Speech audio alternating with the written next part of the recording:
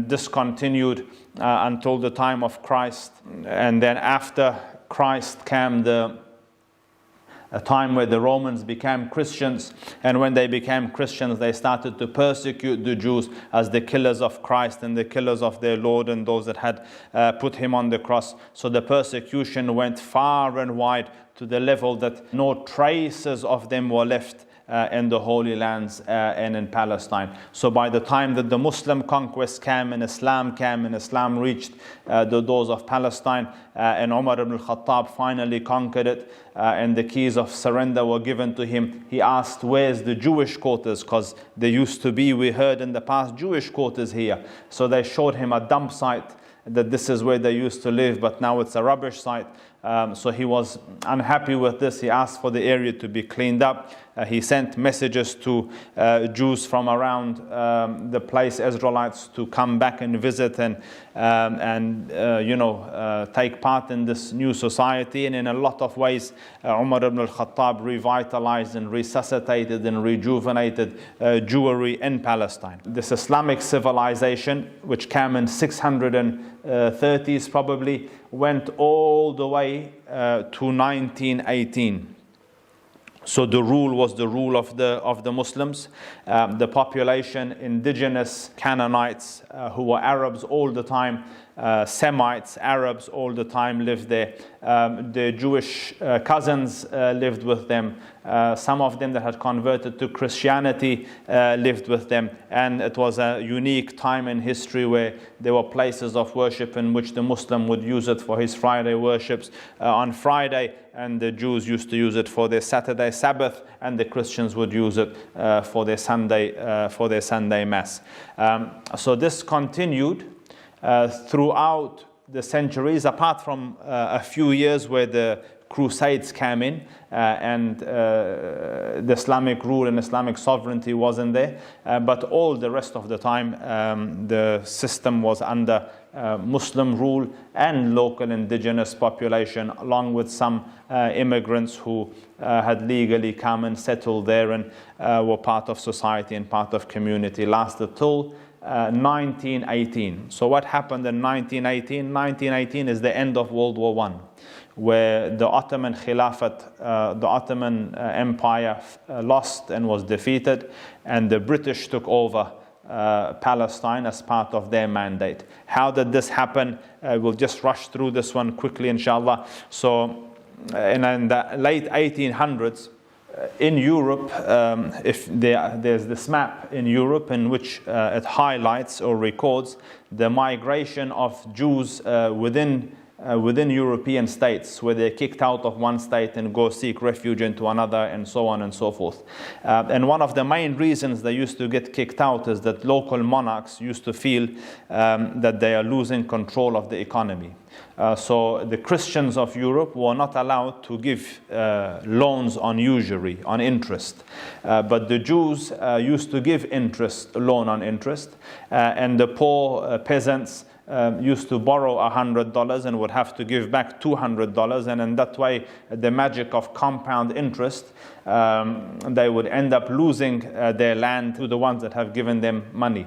And for example, when Napoleon saw these sheets, the compound interest charts, he said the whole of France will be taken if we don't do anything about it. So whenever these interests used to become too much and a lot of the land used to be looked like they used to secede the land to these financial gainers, so the monarch used to come in, step in and kick out the lenders, if you like. And this way, a lot of these immigrations happened. But at the same time, a lot of money was made.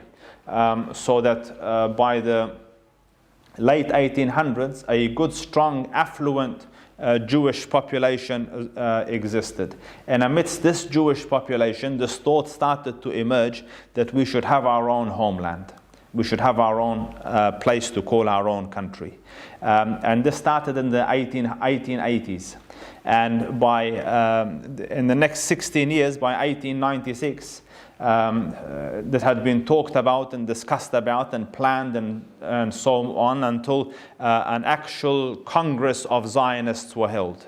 So the thought emerged in 1880s, and the actual Congress was held in 1896, in which Theodore Herzl proposed that we should have our own homeland, and he suggested a few places. Number one was Palestine, and if that can't happen, then a place in Argentina, and they had even suggested Northern Territory of Australia as possible places for them to take. From 1880 to the time that the Congress met, in those 16 years, some 20,000 Jews had already migrated into Palestine and started to set up shop there. So these are the passionate people that, strong believers that we should have our own homeland, and militant in their approach. And then after this, the formal beginning of Zionism after this Congress meeting, Theodore Herzl and other leaders went to start lobbying political leaders. So they met with the Ottoman Caliph to ask him for the land. Obviously, he refused. They met with representatives of the British monarchy, the French, and so on and so forth, asking for this to happen, that they be given the land in Palestine for them to come and occupy. They obviously received different types of answers at the time. For the British had no say on the land. It belonged to other people.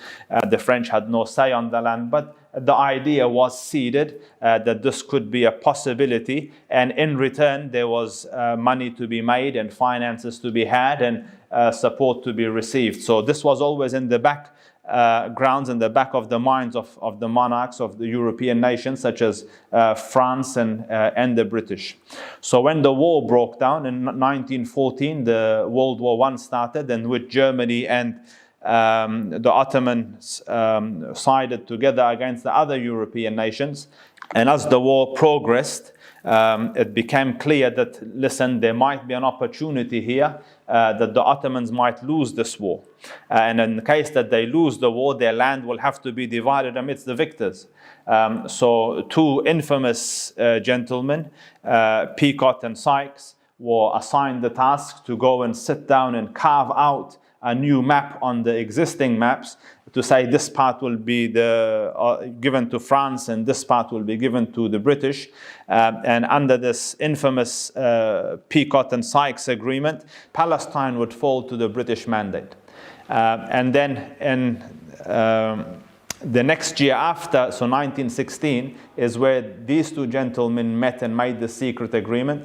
1917, a year later, it looked like the Ottomans will lose this. So around that time, Arthur Balfour signed the agreement, or sent the letter to the Zionist Congress through Lord Rothschild, to say that the British, that Her Majesty's government would look favorably at giving Palestine to the Zionist Congress for whatever other agreements that they had made. So this was 1917. In 1918, they actually did win, and the British took over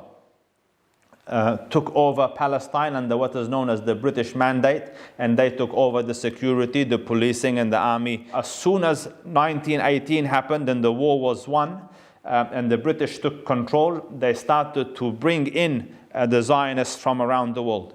And these again are those hot-headed, passionate, mission-driven, that we will make our mark and have our homeland and build our country. And from around Europe, they started to flock into Palestine. Notice that at this stage, there's no Hitler, there's no Nazis, there's no major discrimination against the Jews or Zionists. But they are driven by this dream that has taken root, the Zionist dream, and now they come from left, right, and center. They cannot speak the local language. They cannot speak their own Semitic languages. They don't know the way around. Their surnames are not the same. A lot of these Jews are Jews that have become converted Jews and not ancestral Jews from Russia and from other Poland and so on and so forth. And even today, 80% of their DNA is foreign DNA, not Hebrew DNA, and there's adequate research on this. So they came, and no sooner had they arrived. So 1918 they arrived.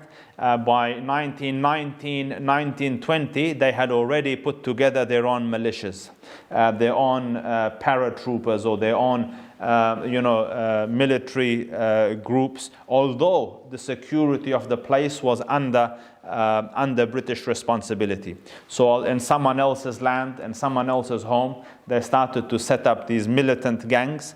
So the Havana camp, Urgun camp, Lehi camp, and they used to terrorize local population, smuggle other Zionists in from around the world, beyond the quota that the British had set, and if anything got in their way, including the British, they were happy to shoot and kill and maim and disable.